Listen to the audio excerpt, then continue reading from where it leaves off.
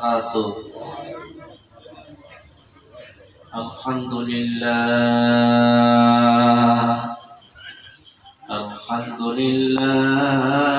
رب العالمين، والصلاة والسلام على سيد المرسلين وعلى آله وأصحابه أجمعين. أعوذ بالله من الشيطان الرجيم. بسم الله الرحمن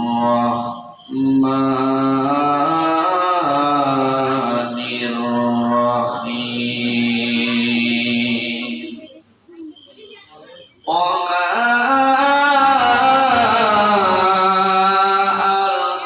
أرسلناك إلا رحمة للعالمين.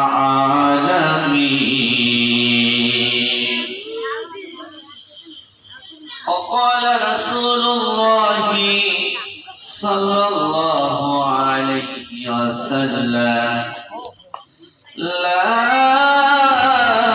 يؤمن أحدكم حتى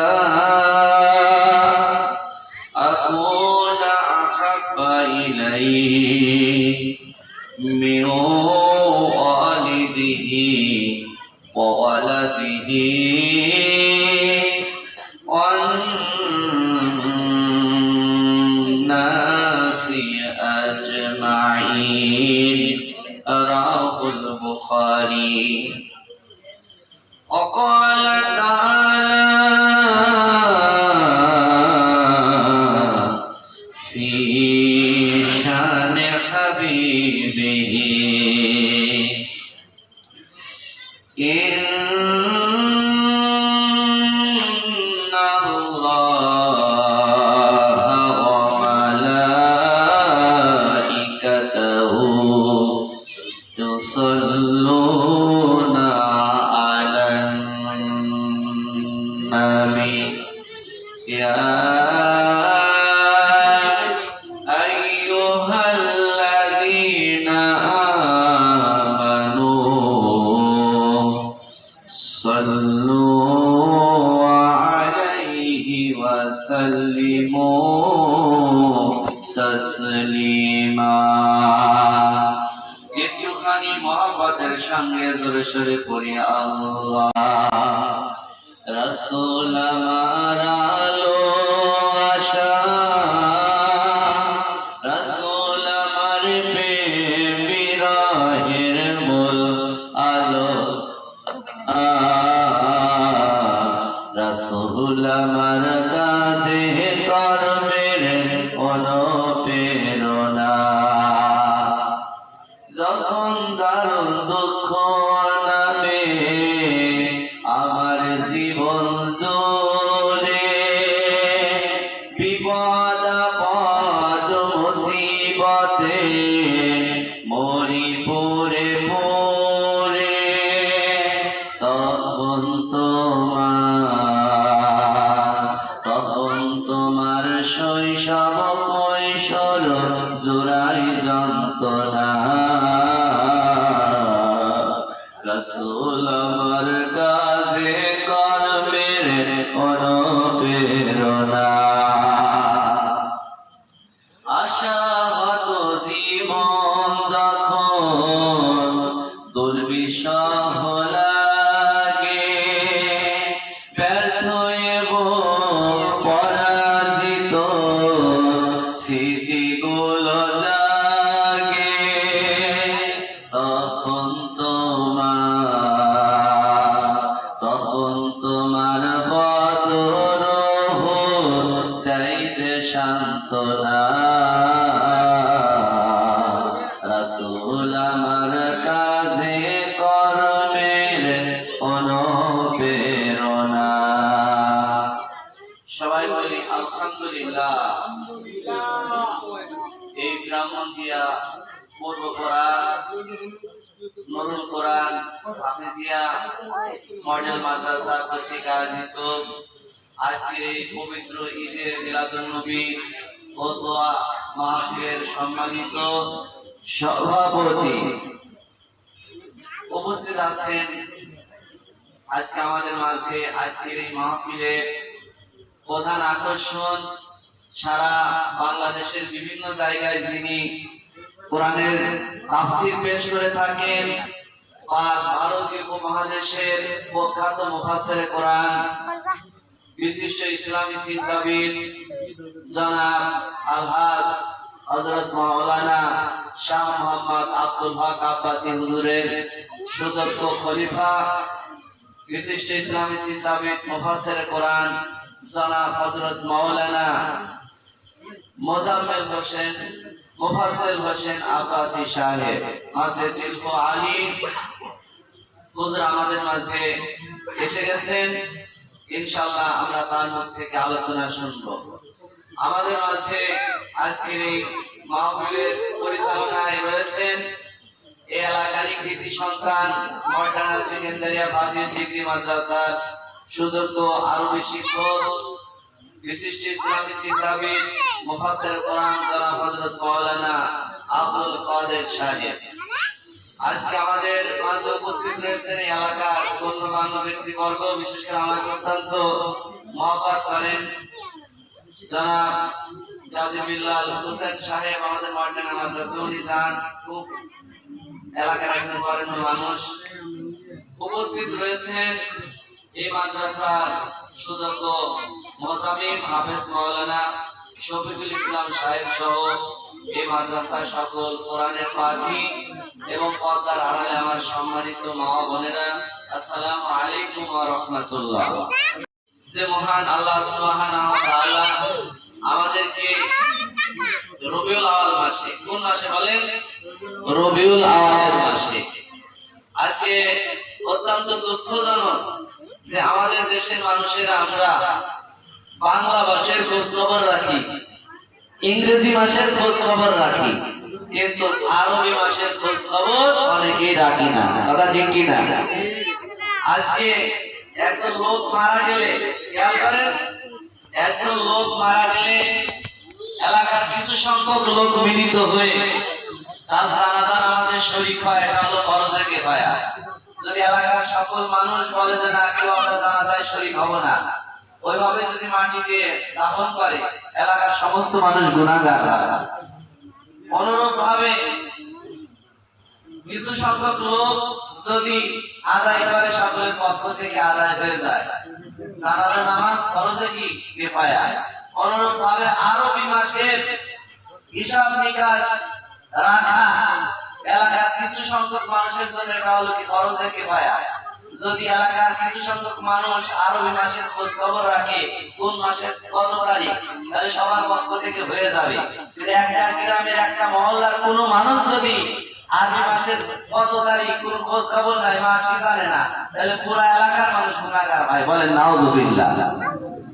খুবই সেনসিটিভ একটা বিষয়। কিন্তু আমরা অনেকেই আরবি 12টা মাসের নামও জানি না। মুহররম, সফর, রবিউল আওয়াল, রবিউল সানি, জামাদুল আওয়াল, জামাদুল সানি, রজব, শাবান, রমজান, শাওয়াল, জিলকাদ, জিলহজ, এই 12টা নাম মাস আমরা অনেকেই কি জানি না।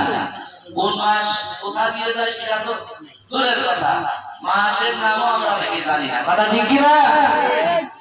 এইজন্য আমাদের মুসলমানদের যত ইবাদত বন্দেগী সবই কিসের সাথে বলেন? সাদের সাথে। আর সাদ হলো আরবি মাসের সাথে সংশ্লিষ্ট। কথা কি বোঝাইতে পারতেছি? ছাত্ররা খেয়াল করেন। তো এই জন্য আমরা এই যে রবিউল আওয়াল মাস আমরা পেয়েছি, এই মাসে আমাদের নবী করিম সাল্লাল্লাহু আলাইহি সাল্লাম তিনি পৃথিবীতে কি তাশরীফ এনেছিলেন, এবং এই রবিউল আওয়াল মাসে সোমবার তারিখে তিনি আমাদের মাঝ থেকে বিদায় নিয়ে মাদিনাতুল মুনাওয়ারাতে তিনি কি আছেন বলেন? শায়িত আছেন। নবীজি আমাদের জন্য কি ছিলেন বলেন? রহমাতাল লিল আলামিন।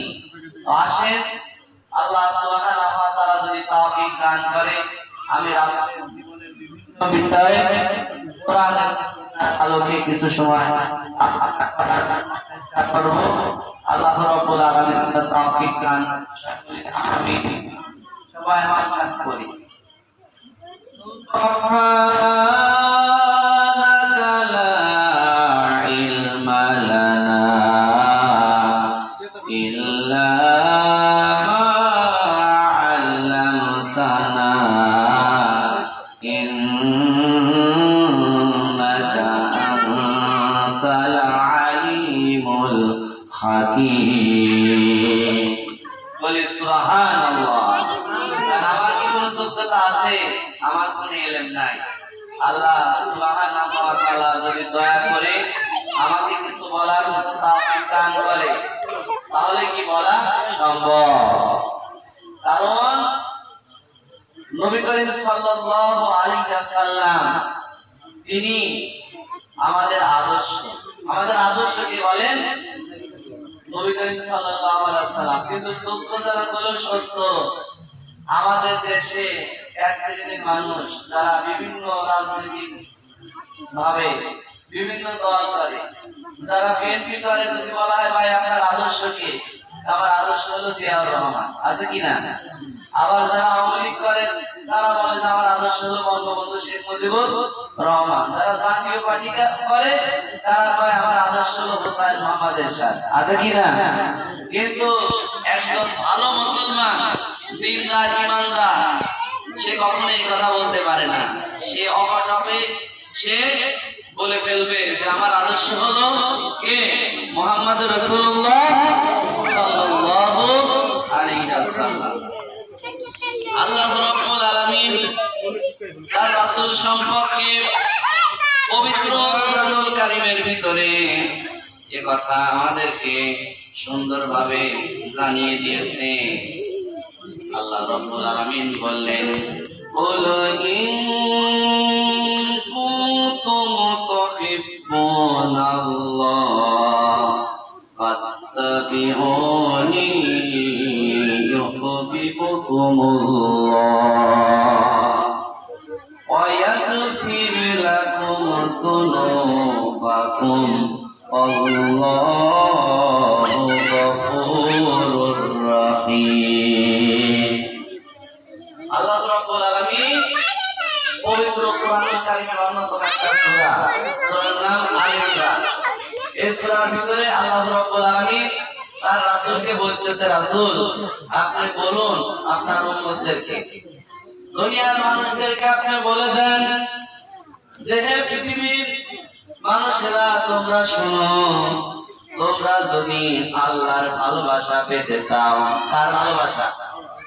আল্লাহর ভালোবাসা, আল্লাহর মহব্বত যদি পেতে চাও, আল্লাহ তার রাসূলের মধ্য দিয়ে, মাধ্যম দিয়ে আমাদেরকে বলে দিচ্ছেন যে আল্লাহর ভালোবাসা যদি তোমরা পেতে চাও ফাত্তাবিউনি,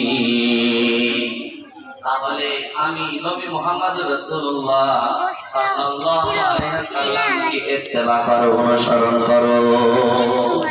কাকে বলেন? আল্লাহর ভালোবাসা যদি আমরা পেতে চাই তাহলে কার ইত্তেবা অনুসরণ করা লাগবে বলেন?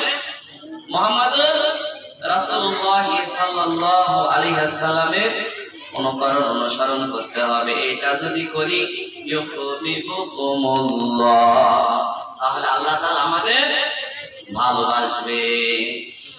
শুধু ভালোই বাসবেন না, আল্লাহ জানিয়ে দিলেন ওয়া ইয়াগফির লাকুম যুনুবাকুম, আল্লাহ রাব্বুল আলামিন আমাদের গুনাহগুলিকে maaf করে দেবে। কাকে ইত্তেবা করলে বলেন? আল্লাহর রাসূলকে ইত্তেবা করলে, অনুসরণ করলে আল্লাহ রাব্বুল আলামিন আমাদের ভালোবাসবেন এবং আমাদের গুনাহগুলি ক্ষমা করে দেবেন।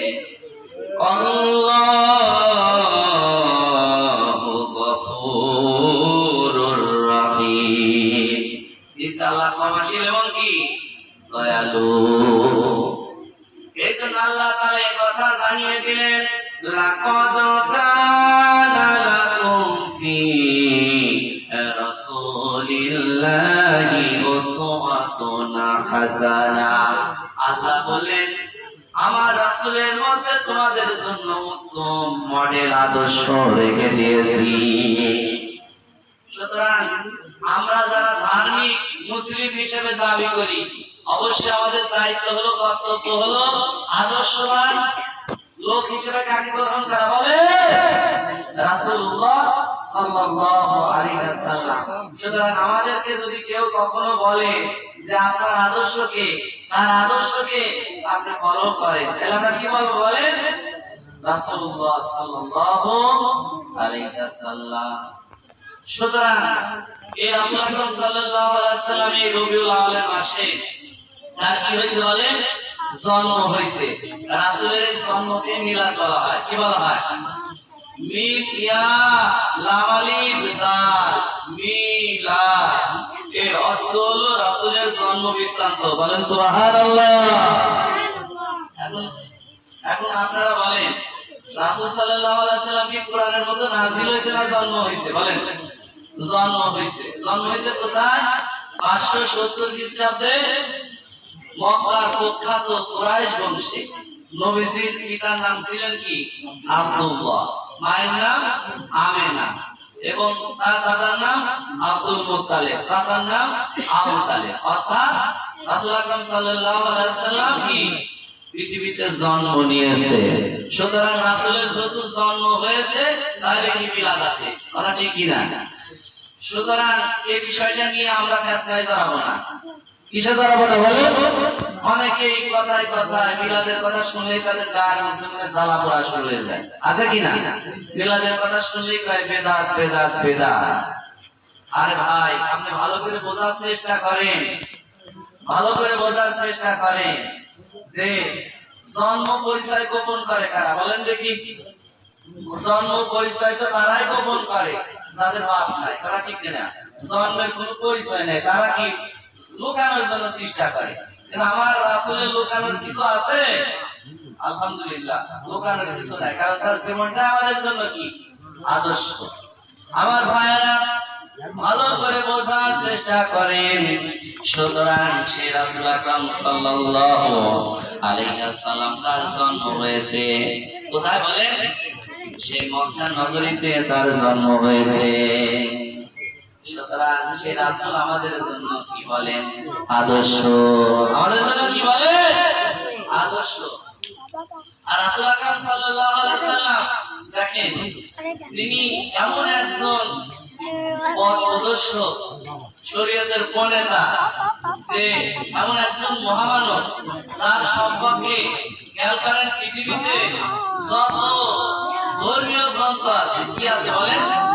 যত ধর্মীয় গ্রন্থ আছে, যত ধর্মের যত ধর্মীয় গ্রন্থ আছে, সব ধর্মীয় গ্রন্থের ভিতরে রাসূলের আগমনী বার্তা ছিল। বলেন সুবহানাল্লাহ। এই পৃথিবীতে অসংখ্য ধর্মীয় গ্রন্থ রয়েছে, তাওরাত, জাবুর, ইনজিল, কোরআন, পুরাণ, ঋগ্বেদ, মহাভারত, রামায়ণ, শ্রীমদ্ ভগবদ গীতা, ত্রিপিটক, বাইবেল, সিমাটিক্যাল, জিন্দা বেসা, দশাতীর, ইয়াবিস, নিউ টেস্টামেন্ট, ওল্ড টেস্টামেন্ট। বলেন সুবহানাল্লাহ। আমার ভাইরা, এই সমস্ত ধর্মগ্রন্থের ভিতরে নবীজির আগমনী বার্তা ছিল। ইসলামী বিশ্ববিদ্যালয়ের একজন প্রফেসর, তার নাম হলো এবিএম সিদ্দিকুর রহমান স্যার, তিনি রাসূল সাল্লাল্লাহু আলাইহি ওয়াসাল্লামের জীবনের উপরে মোটা আকারের একটা বই লিখেছে। বলেন সুবহানাল্লাহ। ওই বইয়ের ভিতরে, ওই জীবনীর ভিতরে উনি বিভিন্ন ধর্মীয় গ্রন্থের ভিতরে যে রাসূল সাল্লাল্লাহু আলাইহি ওয়াসাল্লামের আগমনী বার্তা ছিল, ভবিষ্যৎবাণী করা হয়েছিল, প্রত্যেকটা বিষয় উনি সুন্দরভাবে তুলে ধরছে। বলেন সুবহানাল্লাহ। সুতরাং রাসূল আকরাম সাল্লাল্লাহু আলাইহি ওয়াসাল্লাম, তাকে যদি আমরা সম্মান করি, তার জীবনী নিয়ে যদি আমরা আলোচনা করি, আল্লাহ রাব্বুল আলামিন আমাদের সম্মানও কি করবে বলেন? বাড়ায়া দেবে। আমাদের সম্মান ইজ্জত কি হবে বলেন?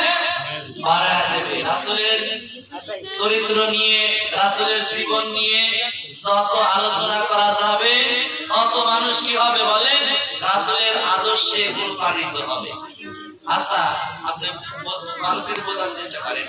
একজন লোক যদি একজন মানুষকে কোনো কারণ অনুসরণ করতে চায় তাহলে সেই ব্যক্তি সম্পর্কে তো জানা দরকার, কথা ঠিক কিনা? একজন এক ব্যক্তি সম্পর্কে আমি আপনার জানি না, তাহলে তাকে কিভাবে আমরা অনুসরণ করতে পারি? অনুসরণ করতে হলে তো তার ব্যক্তি জীবন, পারিবারিক জীবন, সামাজিক জীবন, রাষ্ট্রীয় জীবন, আন্তর্জাতিক জীবন, বিভিন্ন বিষয়ে কি আমাদের রপ্ত করতে হবে, জানতে হবে। জানি না কিছুই, তাহলে কিভাবে তার আদর্শ ফলো করবো? তো এই জন্য রাসূলুল্লাহ যেহেতু আমাদের আদর্শ, তার জীবনীটাই সবচেয়ে বেশি আলোচনা হওয়া দরকার, কথা ঠিক কিনা? যাতে করে আমরা তার জীবনের সমস্ত বিষয়গুলি জানবো এবং সে কিভাবে তার জীবনকে পরিচালনা করছে, আমরাও সেই আলোকে আমাদের জীবন পরিচালনা করতে পারি। কিন্তু দুঃখের বিষয় বলেন, কয়জন মুসলমানের বাড়িতে রাসূল সাল্লাল্লাহু আলাইহি সাল্লামের জীবনী মূলক একটা বই আছে? কয়জন মুসলমানের বাড়িতে বলেন দেখি? অনেক মুসলমানের বাড়ি আছে যে কোরআন শরীফ খুঁজে পাওয়া যায় না, আছে কিনা? হয়তো কোরআন শরীফ আছে কিন্তু একটা বাংলা অনুবাদও কোরআন নাই। অনেক মুসলমান আছে যাদের বাড়িতে রাসূল আকরাম সাল্লাল্লাহু আলাইহি সাল্লামের জীবনের উপরে আলোচিত এরকম ভালো কোনো সিরাত গ্রন্থ নাই, ঠিক কিনা? তো আমরা অনেকে বিভিন্ন মাহফিলে যাই, মসজিদে যাই, হুজুরদের মুখ থেকে রাসূল সাল্লাল্লাহু আলাইহি সাল্লামের জীবনী শুনে আমরা সেই আলোকে আমল করার চেষ্টা করি, কথা ঠিক কিনা? বৌদ্ধ ধর্মের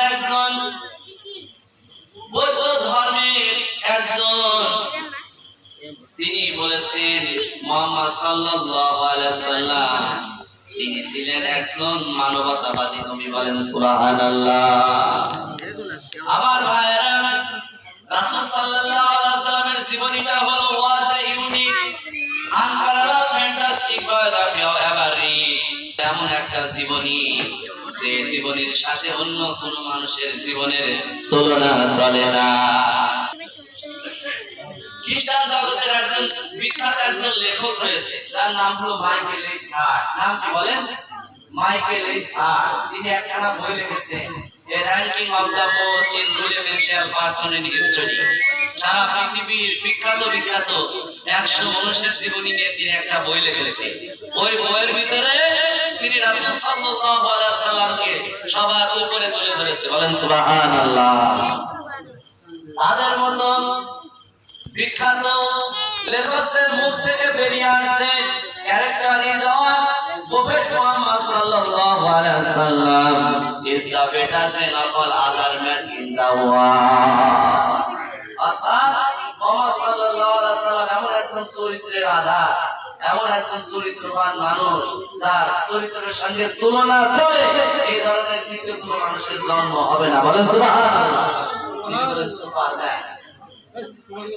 সুতরাং সেই রাসূল আকরাম সাল্লাল্লাহু আলাইহি সাল্লামের জীবনী নিয়ে আমরা আলোচনা করব, কারণ ভালো করে বোঝার চেষ্টা করি সবচাইতে ভালোবাসতে হবে কাকে বলেন? আমার রাসূলকে। কাকে বলেন? কাকে সবচেয়ে বেশি ভালোবাসতে হবে বলেন? রাসূলুল্লাহ সাল্লাল্লাহু আলাইহি ওয়াসাল্লাম। এটা কার কথা? নবী আমার বললেন, লা ইউমিনু আহাদুকুম হাত্তা আকুনা হাব্বা ইলাইহি। নবী আমার বললেন, তোমরা প্রকৃত ঈমানদার হতে পারবে না। কি হতে পারবে না বলেন? প্রকৃত ঈমানদার হতে পারবে না যতক্ষণ না তোমাদের পিতা মাতা, তোমাদের সন্তান সন্ততি ওয়ান্নাসি আজমাইন এবং দুনিয়ার সমস্ত মানুষের চাইতে আমি নবীকে বেশি মহব্বত করতে না পারবে, ততক্ষণ পর্যন্ত তোমরা ঈমানদার হতে পারবে না। কথা কি বুঝতে পারছেন? এই জন্য রাসূলের ভালোবাসার নামই হলো কি? ঈমান, বলে সুবহানাল্লাহ। যার ভিতরে রাসূলের প্রেম নাই, মহব্বত নাই, ভালোবাসা নাই, এই লোকটা কি রাসূলের সুপারিশ পাবে? কখনোই পাবে না। ভালো করে বোঝার চেষ্টা করেন।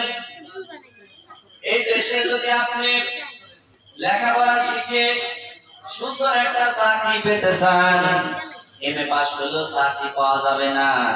আপনি যদি ইউনিয়নে বসবাস করেন, তাহলে আপনার চেয়ারম্যানের কাছ থেকে একটা নাগরিকত্ব সনদ আনা লাগবে, একটা চারিত্রিক সনদ আনা লাগবে, তারপরে ওই এমএ পাশের সার্টিফিকেট দিয়ে কোনো চাকরিতে দরখাস্ত করা যাবে। আপনি যদি পৌরসভার ভিতরে বসবাস করেন তাহলে ওই মেয়রের কাছে যাওয়া লাগবে, কথা ঠিক কিনা? মেয়র যদি আপনার চারিত্রিক সনদ না দেয়, নাগরিকত্ব সনদ না দেয়, আপনি যতই শিক্ষিত হন না কেন চাকরি তো দূরের কথা, দরখাস্ত করতে পারবেন না। আমার ভাইরা বোঝেন, হাসরের ময়দানে রাসূলুল্লাহ যদি আপনাকে উম্মত হিসাবে ইনিশিয়াল না করেন, পরিচয় না দেন, কোন মানুষের মুক্তি পাওয়া কখনোই সম্ভব নয়। হাদিসের ভিতরে আছে, সেদিন অনেক লোক বলবে, রাসূলুল্লাহ আমরা আপনার উম্মত, আমাদেরকে সুপারিশ করেন। নবী আমার বলবেন, সোতান সোতান লিমান গায়রা বানি, দূরে যাও, তুমি আমার উম্মত না। নবী যদি বলে তুমি আমার উম্মত না, দূর হও। একজন ব্যক্তির জন্য এর চাইতে দুর্ভাগ্যের আর কিছু থাকতে পারে? থাকতে পারে না। এই জন্য আমাদের ভালোবাসাটা সবচেয়ে বেশি হওয়া দরকার কার জন্য বলে? আমার রাসূলের জন্য। আমার ভাইরা ভালো করে বোঝার চেষ্টা করেন, সাহাবায়ে কেরাম তারা রাসূল আকরাম সাল্লাল্লাহু আলাইহি সাল্লামকে জানের চাইতেও বেশি ভালোবেসেছে। রাসূল আকরাম সাল্লাল্লাহু আলাইহি সাল্লামের একজন সাহাবী, যার নাম হলো হযরত ওমর। ওমর এসে আল্লাহ রাসূলকে বলতেছে, ইয়া রাসূলুল্লাহ আমি আপনাকে ভালোবাসি, কিন্তু আমার জীবনের চাইতে আপনারে বেশি ভালোবাসি না। আল্লাহ নবী বললেন, ওমর তুমি ঈমানদার হতে পারো না। আমার ভাইরা, কাল সাহাবীদের মুখের কথা আর মনের কথা এক ছিল। তারা এমন কোনো কথা বলতো না যা তাদের মুখে আর মনের সাথে মিলতো না। যখন হযরত ওমর এই কথা বলেছে, আল্লাহ নবী বললেন, ওমর তুমি ঈমানদার হতে পারো না। হযরত ওমর এবার বাড়িতে চলে গেলেন, কিছু সময় চিন্তা ভাবনা করলেন, তারপরে এসে বলতেছে, ইয়া রাসূলুল্লাহ আমি আমার জীবনের চাইতেও আপনাকে বেশি ভালোবাসি। আমার বোঝার চেষ্টা করেন, সুতরাং আমাদের জীবনের চাইতে আমার সন্তান সন্ততি পিতামাতা দুনিয়ার সমস্ত মানুষের চাইতে আমরা কি রাসূলকে বেশি ভালোবাসতে পেরেছি? হাত তুলে বলতে পারবো? অনেকে আমরা বলতে পারবো না। আমার ভাইরা, মা আয়েশা সিদ্দিকা রাদিয়াল্লাহু তাআলা আনহা তিনি বলেছেন, মিশরের মেয়েরা সৌন্দর্যের গ্রামে হযরত ইউসুফ আলাইহিস সালামের চেহারা দেখে তার প্রেমে পড়ে গিয়েছিল। যখন ইউসুফ আলাইহিস সালাম তাদের মাঝে আসলো, ইউসুফকে দেখে মিশরের সুন্দর মেয়েরা তারা ফল কাটার পরিবর্তে নিজেদের হাতের আঙ্গুল কেটে ফেলেছিল। মা আয়েশা বললেন, এই মিশরের মেয়েরা তারা যদি আমার স্বামী মুহাম্মদ সাল্লাল্লাহু আলাইহি সাল্লামকে দেখতো তাহলে আঙ্গুল কাটার পরিবর্তে তারা তাদের কলিজাটা কেটে ফেলতো, কথা ঠিক কিনা? অনেক সাহাবায়ে কেরাম রাসূলকে ভালোবেসে রাসূলের মহব্বতে তারা যুদ্ধের ময়দানে জীবন দিয়েছে, কথা ঠিক কিনা? উহুদের যুদ্ধের দামামা যখন বেজে উঠলো, যখন কাফেররা একের পর এক বর্ষা বর্ষণ চাই না তো নবীর সাহাবী, তুমি সত্য করে বলো আল্লাহর নবী কেমন আছে? এই বলতে বলতে মহিলা যখন আমার সামনে অগ্রসর হয়েছে, আর একজন সাহাবায়ে কেরামের সঙ্গে দেখা, ওই সাহাবী বলল, মহিলা কোথায় যাও? কয় উহুদে যাচ্ছি। কয় উহুদের ময়দানে যে কোনো লাভ নাই, উহুদের ময়দানে তোমার যে কলিজার দুইটা সন্তান এসেছিল তারা শাহাদাতের অমীয় পেয়ালা পান করেছে। ওই মহিলা বলল, কে শহীদ হয়েছে শুনতে চাই না গো নবীর সাহাবী, তুমি সত্য করে বলো আল্লাহর নবী কেমন আছে? উহুদের ময়দানে মহিলা যখন চলে গেছে, আল্লাহর নবীর চেহারার দিকে তাকিয়ে মহিলা বলে, ইয়া রাসূলুল্লাহ হাবিবাল্লাহ, কলিজার দুইটা সন্তান শহীদ হয়ে গেছে, পানের স্বামী শহীদ হয়ে গেছে, মনে কোনো দুঃখ নাই, আপনি যে বেঁচে আছেন এটাই হলো আমার মনের সান্ত্বনা, বলেন সুবহানাল্লাহ। মহাব্বত, ভালোবাসা, এই ভালোবাসা যখন আমরা দেখাইতে পারবো তখনই কি হবে বলেন, আমাদের ঈমানটা পূর্ণ হবে, আমাদের ঈমানটা কি হবে, প্রকৃত ঈমান হবে। রাসূলুল্লাহ আল্লাহর নির্দেশে 622 খ্রিস্টাব্দে এবার মক্কাবাসীদের অত্যাচারে তিনি এবার মদিনাতে হিজরত করবে। আমার ভাইরা, সাহাবা কেরামদের উপরে জুলুম নির্যাতনের স্টিম রোলার চালানো হচ্ছে। দারুন নাদার বৈঠকে কাফেররা সিদ্ধান্ত নিল যে মুহাম্মদকে বাঁচিয়ে রাখা যাবে না, তাকে কতল করা হবে। প্রত্যেকটা গর্ত থেকে একজন করে যুবক সিলেকশন করা হলো যে তোমরা রাতের আধারে মুহাম্মদের বাড়ি ঘেরাও করে তাকে হত্যা করবা। কথা কি শুনতেছেন? বানায় বলতেছি নাকি? পুরস্কার বিতরণ করা হবে তোমাদের মাঝে। আমার ভাইয়েরা, কাফেরেরা অস্ত্র শস্ত্র নিয়ে রাতের বেলায় যখন মুহাম্মদকে হত্যা করার জন্য আসলো, আমার আল্লাহ তাআলা ওহীর মাধ্যমে তাকে জানিয়ে দিলেন। নবীজি তার বিছানায় হযরত আলীকে শায়িত করে আবু বকরের বাড়িতে গেলেন। আবু বকরের বাড়িতে গিয়ে দরজার কাছে শুধু একবার নক করেছে, আবু বকর জেগে আছো কিনা?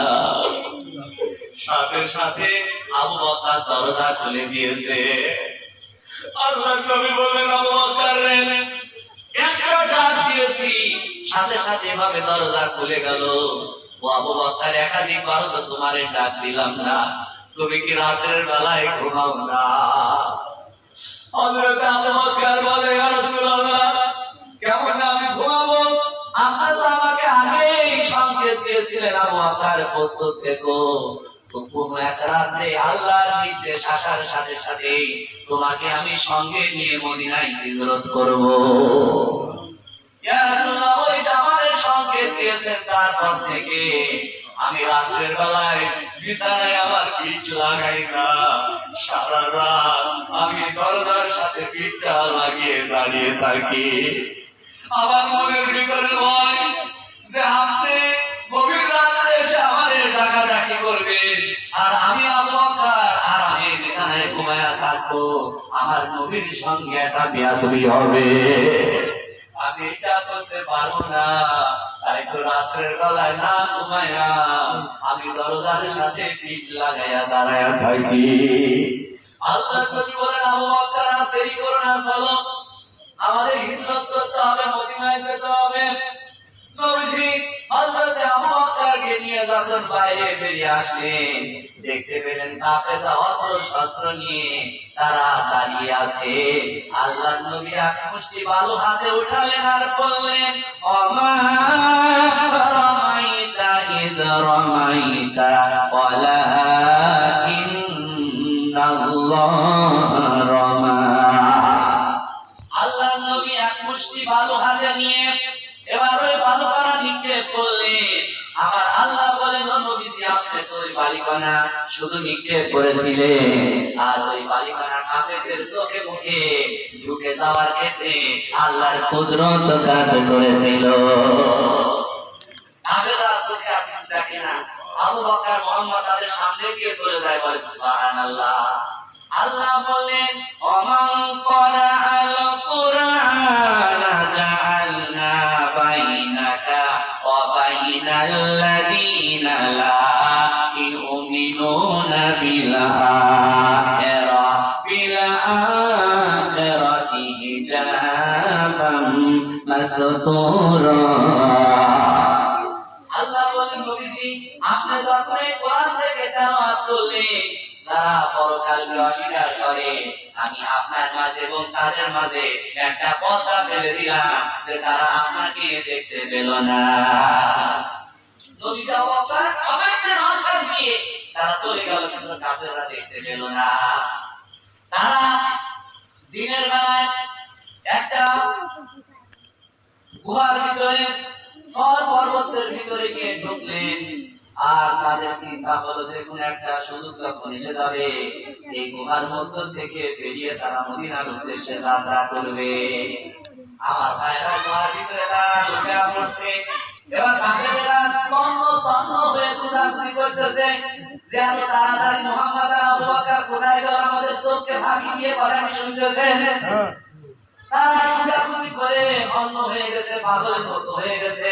মুক্ত তরবারি নিয়ে তারা অস্ত্র নিয়ে খোঁজাখুঁজি করে, কেননা মোহাম্মদকে হত্যা করে পুরস্কার লাভ করতে হবে। তারা যখন খুঁজতে খুঁজতে সেই পর্বতের গুহার কাছে চলে গেছে, হযরত আবু বকর তাদের পদধ্বনি শুনে ভয়ে ভীত সন্তুষ্ট হয়ে পড়েছে। আল্লাহ তাআলা সূরা তাওবার ভিতরে সেই ঘটনা তুলে ধরেছে। ইযা আখরাজাহুল লাযীনা কাফারু সানিয়া সানাইহি ইদহুমা ফিল গার। আল্লাহ বলেন, যখন মুহাম্মদ সাল্লাল্লাহু আলাইহি সাল্লামকে তার দেশের লোকেরা তার এলাকা থেকে বহিষ্কার করেছিল, আর যখন তারা সেই পর্বতের গুহার ভিতরে আত্মগোপন করলো, তারা ছিল দুইজন। আর তার সাথী মুহাম্মদ সাল্লাল্লাহু আলাইহি সাল্লামের সাথে আবু বকর সেই দিন বলল যে আমরা তো পাকড়াও হয়ে গেছি, আমরা তো ধরা পড়ে গেছি। ওই যে কাফেররা, তারা তো পাহাড়ের ওই পাশে আছে, এখন ভিতরে ঢুকে যাবে আর আমাদের হাতে নাতে পেয়ে আমাদের হত্যা করবে। আল্লাহ নবী সেই দিন আবু বকরকে বললেন, আবু বকর ভয় পেও না।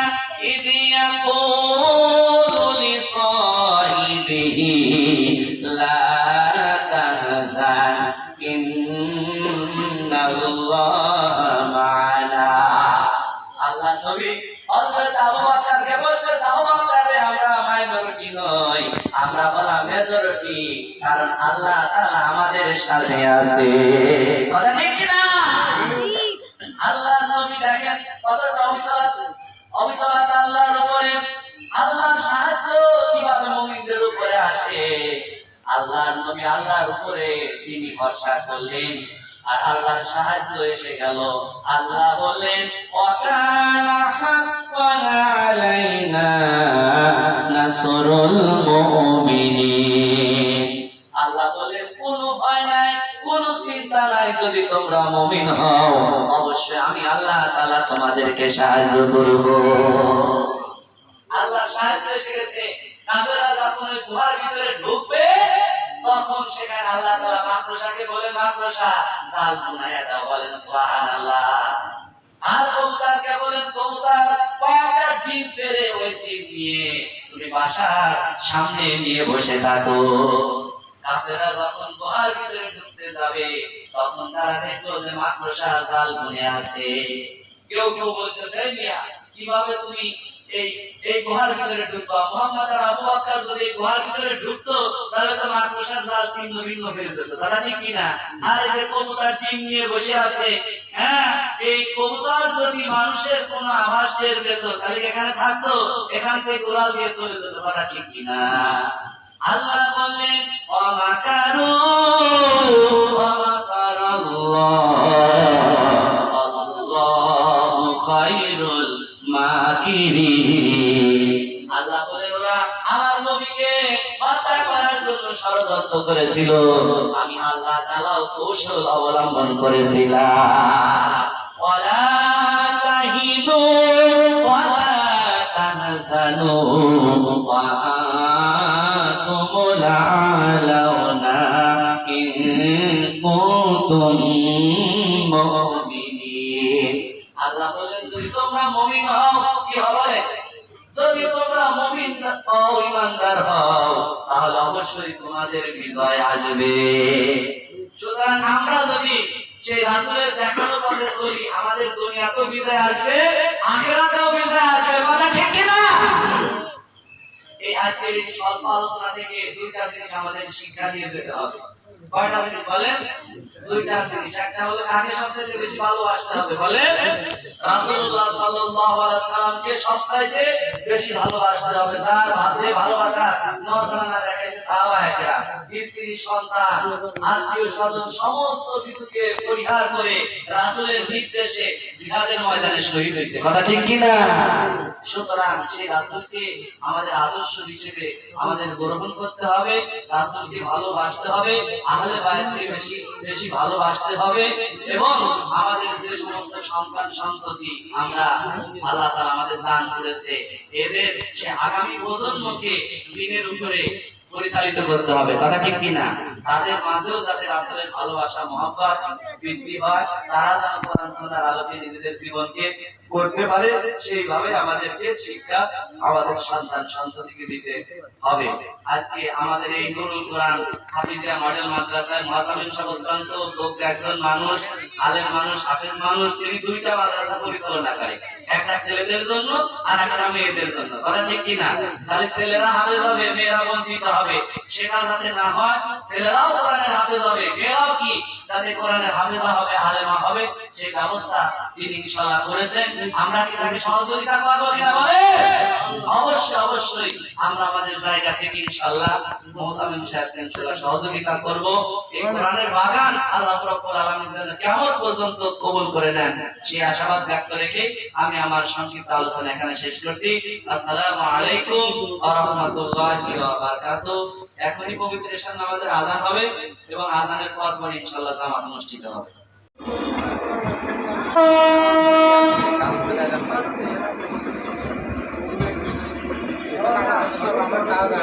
কাগজ বানাবার দিয়ে গেছে, কাগজ